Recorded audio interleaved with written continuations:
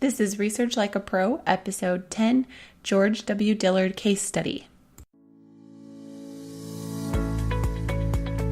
Welcome to Research Like a Pro, a genealogy podcast about taking your research to the next level, hosted by Nicole Dyer and Diana Elder, accredited genealogy professional. Diana and Nicole are the mother-daughter team at FamilyLocket.com and the creators of the Amazon best-selling book, Research Like a Pro, A Genealogist's Guide. I'm Nicole, co-host of the podcast. Join Diana and me as we discuss how to stay organized, make progress in our research, and solve difficult cases. Let's go. Hi, everyone. Welcome to Research Like a Pro. I'm Nicole. And I'm Diana. And we're excited to talk to you guys today about a case study that Diana has done. So today's episode is titled The Case Study of George Dillard.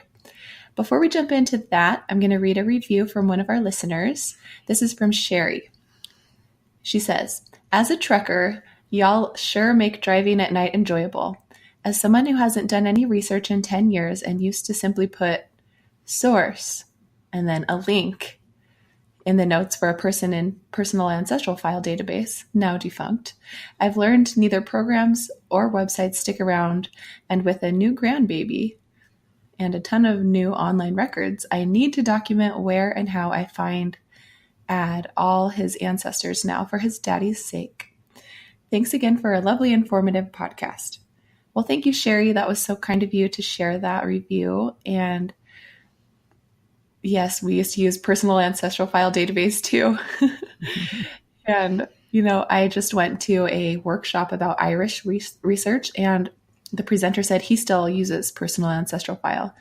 So I don't think you can still download it anymore, but I know there's people who still use it. So it's a great one. Now, let's go forward into today's subject, which is a case study about George Dillard, a research project that Diana did. So I'm going to kind of interview Diana and ask her questions about it. And we're going to talk about what she did and how she followed the Research Like a Pro process for this and what she discovered. All right, Diana, can you tell us about the project you did and what your objective was? Sure. So I really wanted to try to figure out if this certain individual, George W. Dillard, was the father of my ancestor, Cynthia Dillard Royston. And I had been kicking around ideas for this project for several years, but never sat down and put it all together and tried to just really determine if he was the father. So for, I believe it was our study group number 2, I decided this would be a good opportunity for me to follow the process and to look at this research and see what I could find. So I created an objective, and so I'll just read you my objective. The objective of this research project was to determine if George W. Dillard, born 1781 in Virginia and died 1854 in Lee County, Alabama, was the father of Cynthia Dillard Royston. Cynthia was born about 1815 in Georgia. She married Thomas Beverly Royston about 1833 in Georgia or Alabama and died 2 August 1882 in Collin County, Texas. So you'll notice I had a lot of information in that objective because our objectives, as we've talked about before, need to have those unique identifiers, need to be complete with dates and places so we really know who we're talking about. So after I did my objective, I followed the process and I did a timeline analysis, which was really kind of fun because for this one, I did it side by side and I did all of the information I'd found about George on the left, and then on the right of the spreadsheet, I did all the information I'd found about Cynthia, and then I did it chronologically. So then when things matched up, I could see where they were in the same place at the same time. And it helped me to really see right visually, right in front of me, how these two could connect. That's cool that you did that. I really like the idea of putting a timeline of your known ancestor and then the hypothesized ancestor right next to each other so that then you can see how they connect. That's really neat. Did you have enough space? Was it tricky in that way? I did make it work because I think I did just the basics for the timeline.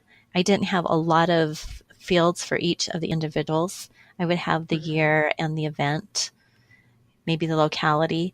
So in this particular one, I don't know that I tried to put the source citation in also. I think it was pretty simplified. Just how did I know this? Right. So you really were just comparing where they were at certain times. Exactly. Yeah. And I also would make notes about things like in the 1820 census, he had a daughter or a female in the household that could be Cynthia. So I would try to put my little clues in there also to help me remember things I had thought of that could connect the two. So that helped a lot.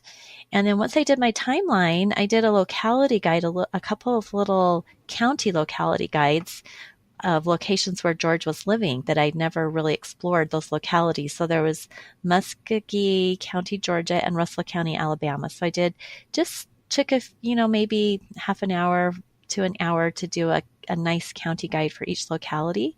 And that really helped me to understand that these two localities were separated literally by a river. And they were just across the border of Georgia and Alabama. And so it makes sense that a lot of the records were in, going back and forth between the two states, really.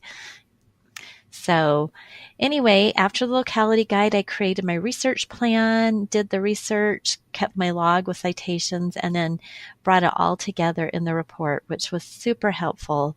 As I've said before, the report is where I make my connections, where it all comes together. And in this one, I used quite a few different kinds of subheadings.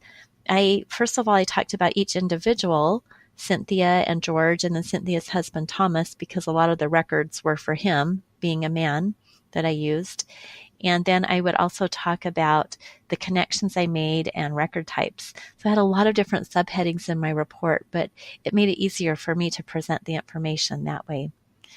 And then I followed up, of course, with my results summary and future research suggestions. And I loved the future research suggestions because I got so many from the study group. It was really interesting that other people looking at my problem came up with so many ideas I had not even thought of to further my research on this family, which is why I love doing the study group. Me too. It's amazing how getting a fresh set of eyes to look at your research can help just give new ideas and new suggestions for places to look and things that we maybe haven't thought of because we are so focused on other aspects of it. Yeah, we tend to get in a rut with our research, and it's like our brain forms these pathways, and that's how we think about our people. And so someone else looking at it, they can see really interesting different things. So I highly recommend for anybody out there who's listening, if you're really stuck on a problem, give it to somebody else and see what they have to say about it. They might give you some really great ideas for furthering your research. Right. And when you do that, make sure you write up a very clear objective of what you're looking for with all the unique identifiers. It's tricky sometimes when people tell us a problem, but it's hard to really understand what they're looking for and who the people are that they're talking about. So yeah, when you give that problem to somebody, it helps so much to just write a summary. If you don't have a report, just write a summary with your objective, what you're looking for, and kind of what you've already got. And then they can maybe give you some ideas for where to look next. All right, let's see. What should we talk about next? So take us through kind of the background information in the George Dillard report. What did you start with? What did you already know about them? Okay, so I started with kind of the idea that Cynthia Dillard's descendants have just really wondered for a really long time about her father, because this is one of those cases where we don't know a woman's parentage. We have no idea where she came from. And this is honestly one of the brick walls that most people have going back, is we get stuck on our women. And so there were all these different Dillard men in Georgia and Alabama in the early 1800s that could have been her father. And I had settled on this George W. Dillard because there was a lot of circumstantial or perhaps indirect evidence that pointed towards him, that he could maybe be her father. But I didn't feel like I had enough to say, yes, he was her father. So I wanted to do a really good project to see if I had enough evidence for that. So some of the things, just briefly, why I thought he could be a good candidate was he was born, before at least 20 years before her birth. So his age was correct. And his households in 1820 and 1830 both held a female that could have been Cynthia. And then he had this connection to Chambers County, Alabama, where she ended up living from 1850 to 1870. He had a lot of land patents there, and her husband had a lot of land. And so I just kind of kept thinking maybe they got the land from George. He was granting land to his daughter, and if I could find a deed, that would prove that relationship. So those were some of the things that had connected me originally to George and made me want to do this project, kind of basing all my research on whether he was the father. Great. I learned so much from that. So basically, it sounds like if I have a woman and I know her maiden name and I don't know her parents, I can use that surname to find men with that surname in the place she lived. So maybe I know that she lived in Alabama, so maybe I can look for men with that surname in Alabama. And then it sounds like you just came up with a list of candidates and then tried to narrow it down by looking at the census records for the 1820 and 1830 years to find a man who had a child of the right gender and of the right age range. So that's a really great way to start a project on a woman with unknown parentage at that time period. Cool.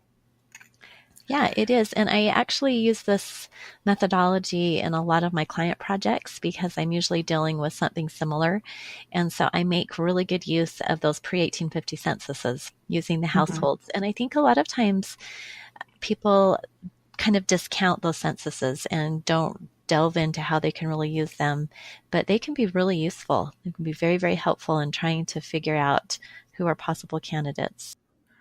Now, just briefly, can we just talk for a minute about international research? Like, I know we've done a little bit in England and you've done some in other British countries. For those who don't research in the United States, can you use the same idea with available records in other areas? How would you go about making a hypothesis and finding candidates when there aren't census household information records? Well, in England, you've got parish records. And so I have done some cases in England where I've just done a survey of the parish for all the surnames, like for instance, Adams, all the men that had that surname. And then I've had to reconstruct those families using the parish records and trying to find the likely family. So in most international countries, there will be church records, or a lot of international countries also do have census records, or I believe in Scandinavia, they've got something called home records.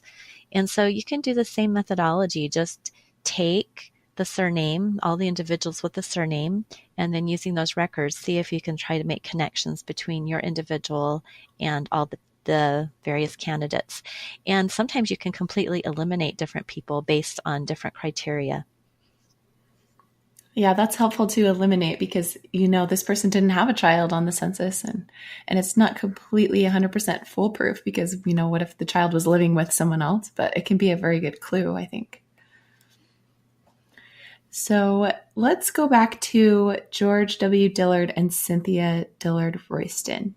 So you had chosen some candidates. You narrowed it down to George W. Dillard as the most likely candidate. And then you compared all of their places that they lived.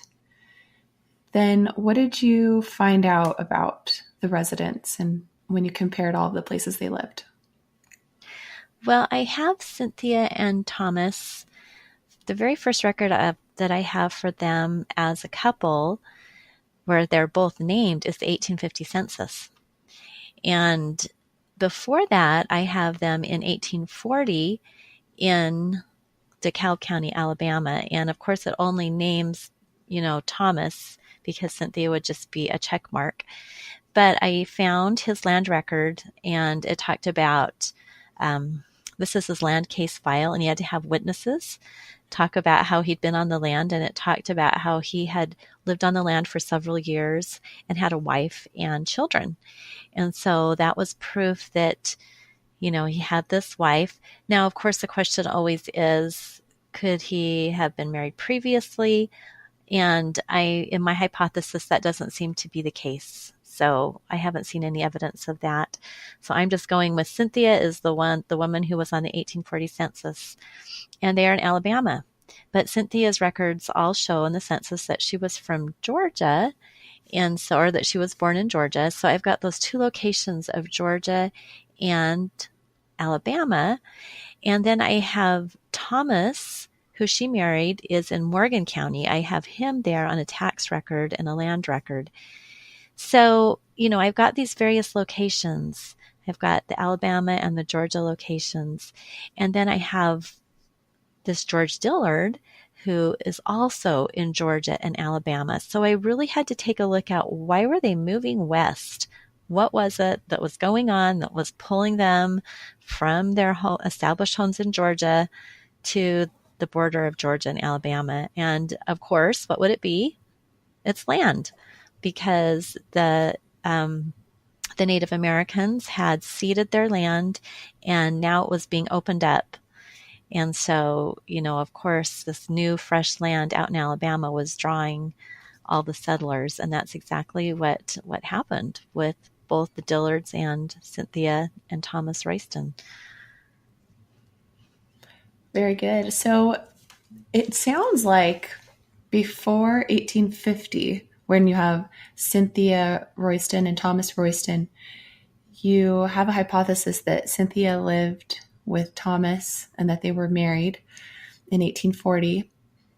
So, but before that, we don't have any records that name Cynthia. So it's all kind of hypothesizing and kind of guessing. So at that point, you're trying to make a connection between Thomas Royston and George Dillard to see if they ever lived in the same place. Is that kind of what you were doing? That's exactly right, because we have the men, the records are generally in the men's name.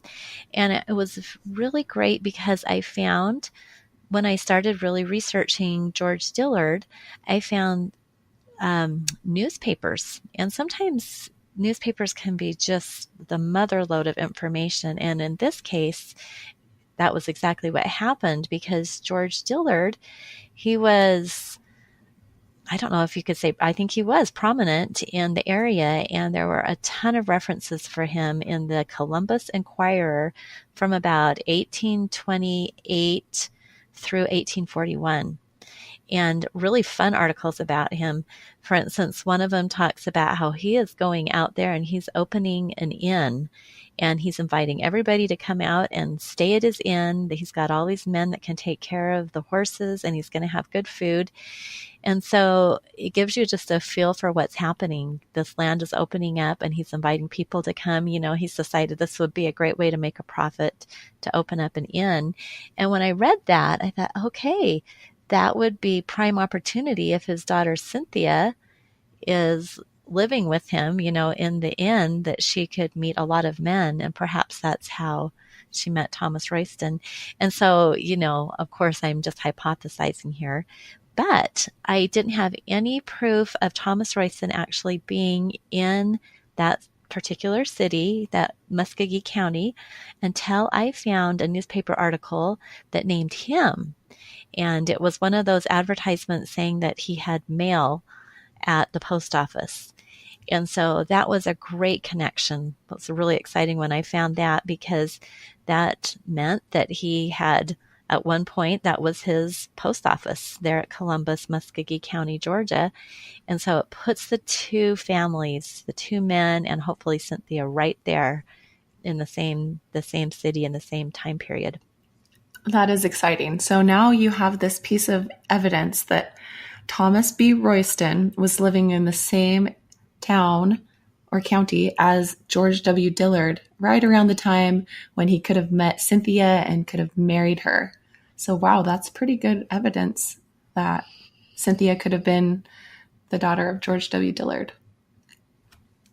Yeah, that was what kind of a key piece that I needed to make sure that they were in the same place at the same time. The other evidence that I have is that, of course, that George Dillard had this female in his household. 1820 and 1830 census, but then in 1840, that the female of that age was not in the household. And so, either that female had died or gotten married, which would be the case with Cynthia. I figure that she got married about 1833 because her first daughter was born 1834. And we don't have any marriage records for her, but all the census records of her life kind of pinpoint 1834 as her birth. So then generally when I'm estimating a marriage date, I go back a year. So, people listening might be asking, well, don't you just have a marriage record for the two? And I don't. That was part of this project. Of course, I looked for this marriage record for years. We all have that scenario. And I just decided that I would record all the searches for marriages and just put it to rest finally that I'd done due diligence and looked for that marriage record. And there's no marriage record anywhere that I can find. But I did happen upon the piece of information that explains possibly because the courthouse in Muskogee County where Cynthia would have been living burned. And so if she had been married about 1833, there would be no record existing. So that also kind of is another clue. The courthouse burned, that's why there's no record, because other counties have records going from the beginning of the county. So why am I not finding a record for Cynthia and Thomas? Well, that would explain it. And that actually kind of helps my case. Yes. It's interesting that helps your case. You'd think that a courthouse burning would just be a negative all the time, but knowing why there isn't a record found for their marriage definitely helps the case, especially since you have evidence that Thomas Royston and George W. Dillard were living there in Muskogee County. So that would explain it. If they got married there wouldn't be a record of it anymore. Right. And I did think to look for newspaper notices for a marriage, but I didn't find any. And I did notice that the newspaper did not have a lot of marriage notices. It was the area there, Columbus was the town in the area for all of Georgia and Alabama. It was one of the three largest towns of Georgia, and it was right on the river, the Chattahoochee River. And so all the cotton growers would bring their goods there and then send it down to the coast to ship out. So it was really kind of the hub. It was the city in the area at the time. And so, it just makes sense that people would congregate there and that this would be where Cynthia met Thomas, just because of the type of a city it was. Mm-hmm, that makes sense. Can you tell me, where did you discover Cynthia's maiden name in the first place? Because if you didn't know her parents, how did you get that? Well, of course, I had to go to those records years later, which is, what we do. And I still remember the day that I got the death certificate of one of her children in the mail. I had to send away for it. This was probably 15 years ago. It was right at the beginning of our research. And I was so excited when I opened up that death certificate and it had the mother's maiden name as Dillard. And that was just the best day. And then I went ahead to order other death certificates. She had 14 children, and not all of them lived long enough into the 1900s to have a death certificate. So I only had 3 death certificates out of those 14 children, but all 3 give the maiden name as Dillard, which is really great evidence because we have 3 complete different sources for the maiden name. Now, the interesting thing about those death certificates is they have kind of funny birth information. 2 of them say Alabama, which there's no way she could have been born in Alabama in 1815 because it was mostly Native American land. There was, not very many settlers there. And then the other one said Florida, which is totally, that we don't even have anybody in Florida. So I'm still kind of puzzling about that Florida connection and wondering if there was a family member, maybe a Dillard uncle that lived in Florida. I've looked at exploring that also, but I've settled on Georgia as her birth because in all the records of the censuses, where Thomas was giving the information, probably it's Georgia, and he would know, that she is from Georgia. So that's the origin of the Dillards. And when I found that out, it was fun because I started looking at her descendants, and there were several of her descendants that had the middle name of Dillard, like grandchildren. Oh, cool. Yeah. I love naming patterns. I had a question. What did you think of the informants on those death certificates? Do you remember who they were? And it sounds like their information was third hand or even worse because they were giving such bad information about her birth. Yes, well, the funny thing is that the one that said Florida was her daughter. She was giving the information for her sister's death certificate. So when I analyzed that for the report, I just made note that Cynthia had been dead for 40 years at the time, and that this daughter of hers who was giving the information was well into her 70s. And so that's why I'm thinking maybe she just had this memory of somebody coming from Florida, and maybe it was really unusual. And that's why that stuck in her head. So I took into account her age and how far removed she was from Cynthia's birth. And the other two, I believe, were grandchildren or perhaps a son-in-law. So they were a little further away. And because they had lived in Alabama, Thomas and Cynthia had lived in Alabama for so many years, it kind of makes sense that they would think that that's where she was born. And these death certificates were all from Texas. The family all moved to Texas in the 1870s. And so, they're out there in Texas, and they're thinking, well, where was she born? Oh, she lived in Alabama, must have been born there. So, well, that's a really good reason to examine the informant and try to figure out what their mind frame was like when they were giving the information. So, good example. yeah. Let's talk about George W. Dillard now, since it sounds like you did a lot of research on Cynthia and her descendants before you tried to make the hypothesis of who her father could have been. So then once you got to that point where you knew her maiden name was Dillard, you found George W. Dillard as a candidate. He had some census records in 1820 and 1830 with a female of the right age that could have been his daughter, and it could have been Cynthia. So then what did you do? What kind of records did you start looking for to kind of flesh out this candidate, George W. Dillard? So I noticed in 1820 and the 1830 censuses that his wife got notably younger. And what do we think of then? When we see something like that happen in those early censuses, I usually think, oh, okay, first wife died, marriage, remarriage, the second wife is quite a bit younger. And so I went looking for marriage records, and I found George W. Dillard, a marriage record in 1801 to a Peggy Armour. And this was in Georgia, Greene County, Georgia, which is kind of north central state. And then 1822, I found his second marriage to Martha F. Wells. So really interesting thing is that those two names, Peggy, which would be Margaret, and Martha, well, Cynthia has two daughters by those names. So that's more evidence, that perhaps this was her mother and her stepmother, because she named daughters Margaret and Martha.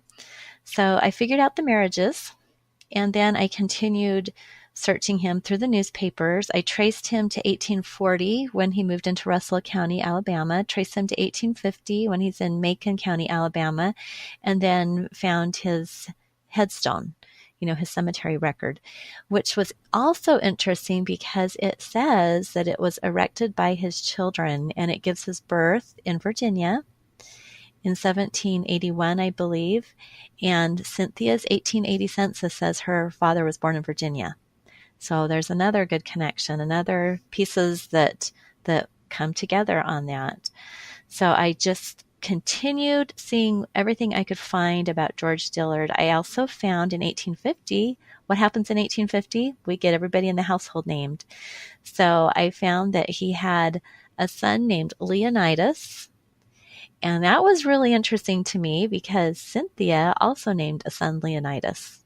Wow, so many naming patterns here. I know. And that would be a half brother. This Leonidas would be a half brother to Cynthia.